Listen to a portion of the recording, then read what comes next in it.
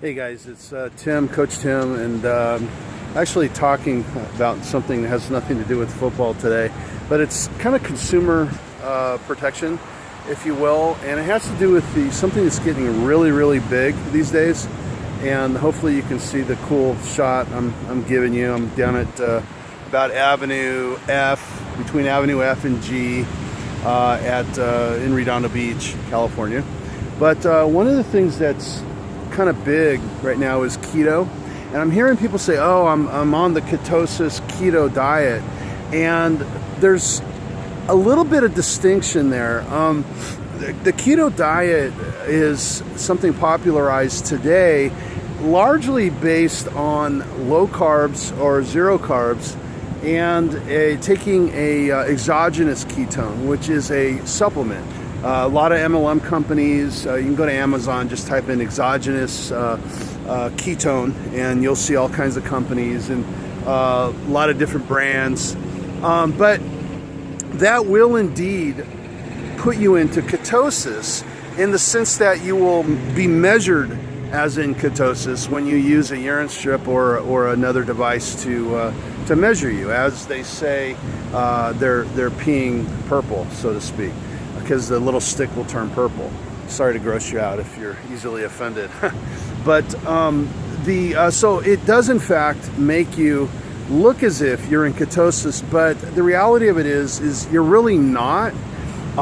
You do have ketones in you, so you are satiated like ketones do, and which causes you to not eat as much, okay? You're not as hungry like you are when you don't have ketones.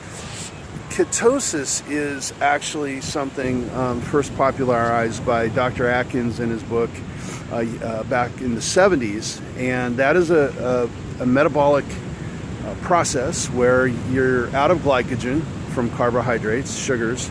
Your brain freaks out and it thinks it's going to die. It's a survival mechanism, and it flips your body over to fats, which convert to ketones, which get expelled either through urine or through sweating.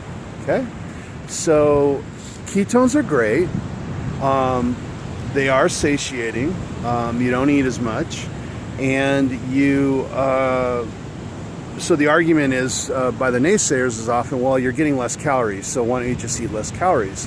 Okay, whatever. But I don't want to talk about the pros and cons. I'm just talking about the misinformation, because it is being used to sell products insinuating that you're actually in ketosis when comparing to actual being in ketosis where your body caused the ketosis versus you're taking in ketones that makes it look like you're in ketosis and mimics some of the benefits of being in ketosis.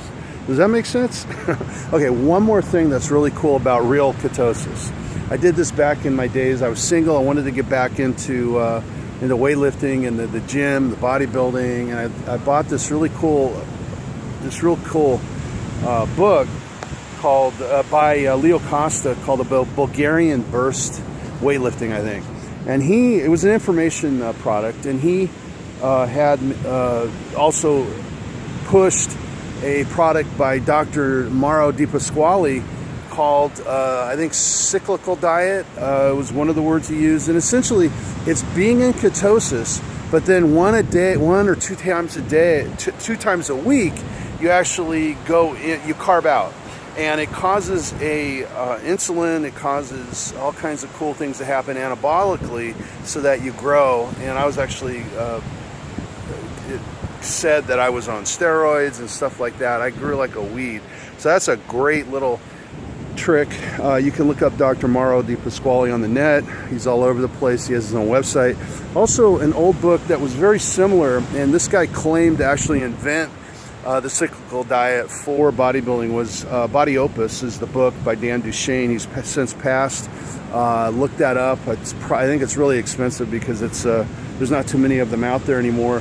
There was a follow-up to Body Opus that I have not read that kind of did some tricks with it.